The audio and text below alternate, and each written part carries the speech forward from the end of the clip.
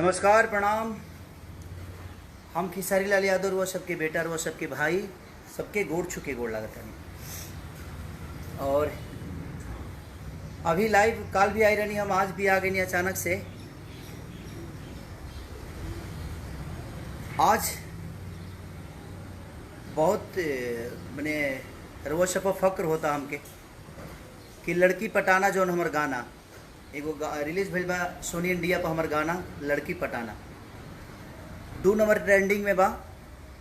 और रउआ लोग थोड़ा सा और मेहनत कर दे तो शायद 1 नंबर ट्रेंडिंग में आ जाई। तो बस वो चैनल के सब्सक्राइब करी और थोड़ा और मेहनत कर दी। थोड़ा सा रउआ लोग के मेहनत हमेशा हमरा खाती रहेला और वो लोग इतना टाइम दे के खेसरिया के प्यार और आशीर्वाद दी ले। तो बस हम ये कहब कि थोड़ा सा और मेहनत के ज़रूरत बा। हल्का पुश कर दे वो ट्रेंडिंग नंबर 1 पर आ जाई। अभी 2 नंबर पर बा। और एगो हमार सिनेमा भी रिलीज़ भइल बा। सिनेमा का ट्रेलर रिलीज़ भइल बा।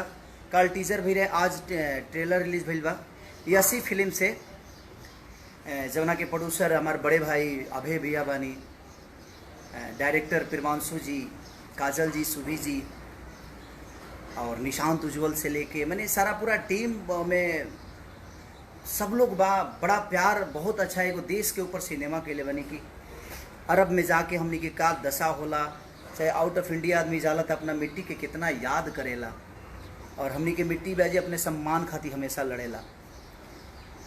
तो देखनी है कि 2 नंबर ट्रेंडिंग पे बता। अभी हम नहाइले भी नहीं खी, अभी वर्कआउट करता नहीं। देख ली लो हमार जिम जौन कि हमारा घर में ही बा।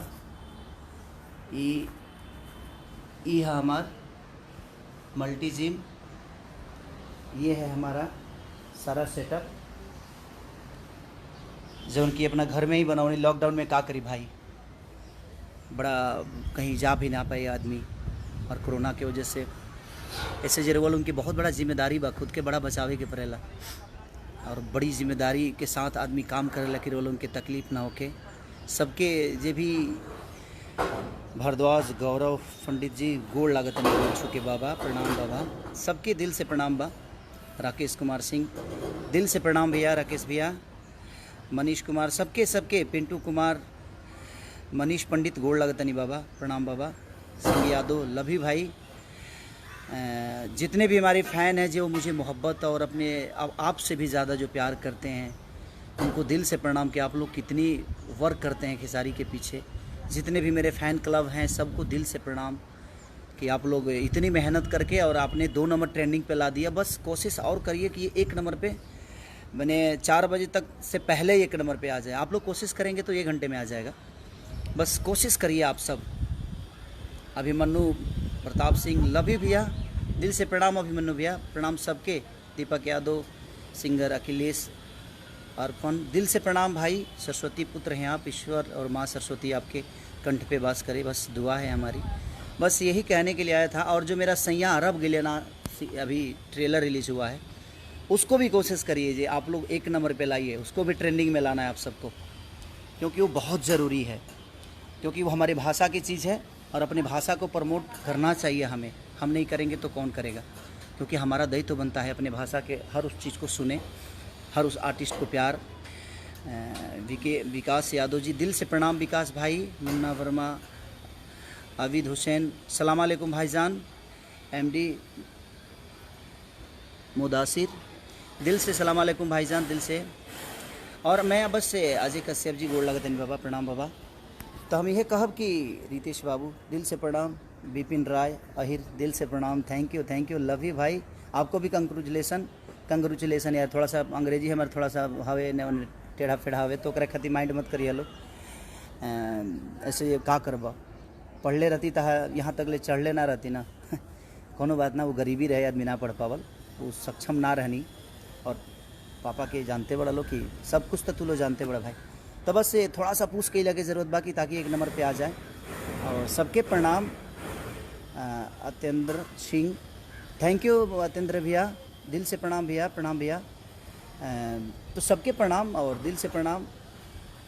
अरुणाजिया वर्मा, दिल से प्रणाम अजय भाई। राजेंद्र सिंह सागर, दिल से प्रणाम, सबके प्रणाम, दिल से पैर छू के प्रणाम करता नहीं। और बस चाहब कि सही अरब गेले के भी इतना पूछ करिए, इतना देखिए और इतनी मोहब्बत दी रुआ सब है रुआ लोग बहुत प्यारे हैं रहो, बहुत प्यारा। जिस तरह अगर मंदिर भगवान के बिना अधूरा होता है, उसी तरह हमारे दिल में आपकी उपलब्धि है कि आपके बिना हम अधूरे हैं। तो कोशिश करेला आदमी भाई जे कुछ अच्छा करे तो अच्छा कैले बाद में सोनी म्यूजिक इंडिया पर, जो कि विनय विनायक जी म्यूजिक दिए हैं, जो कि बहुत बड़ा एक हमारे बड़े भाई हम लोग के आदर्श पवन भैया का एक गाना लॉलीपॉप उन्होंने बनाया था और बड़ा बहुत अच्छा बजा था। बहुत सारे, मेरा भी पहला हिट गाना जो था वो उन्होंने ही बनाया था, माल भिटाई मेला में चूसा था देवरा चूसा था। तो कहीं ना कहीं उनका बहुत बड़ा योगदान है भोजपुरी के लिए भी, और सोनी म्यूजिक इंडिया को दिल से और पूरी टीम को मैं धन्यवाद देना चाहता हूँ। अपने वीडियो डायरेक्टर देवेश जी को भी और पूरी टीम को भी, सबको मैं धन्यवाद देना चाहता हूँ, दिल से प्रणाम सबको। और बस ये सैया अरब गेले के टेलर को भी ढेर सारा आशीर्वाद प्यार दीजिए, अभय भैया को, प्रियमांशु जी को, काजल जी को, आपके शुभी जी को, निशांत उज्ज्वल, मैंने जितने भी उस टीम से जुड़े हुए हैं यसी फिल्म से, सबको आप प्यार आशीर्वाद दीजिए और ट्रेंडिंग पे लाइए सैया अरब गेले को भी। और एक तो ट्रेंडिंग पे 2 नंबर पे है, उसको 1 नंबर पे लाने का काम करिए। Love you. अब थोड़ा सा वर्कआउट कर लूँ मैं, और भी बहुत सारे काम है आप लोगों के लिए ही सोचने के लिए, आप लोग के खुशी के लिए कुछ करने के लिए टाइम देना पड़ता है हमें। तो उसके लिए सबसे सूरज भरद्वाज बाबा प्रणाम, बाबा प्रणाम, दिल से प्रणाम, सबके दिल से प्रणाम। अनामिका राजन प्रणाम बहन। और इसको 1 नंबर पे जल्दी लाइए आप लोग, और ट्रेलर को भी 1 नंबर पे लाइए, और अपने गाना को भी। Love you all.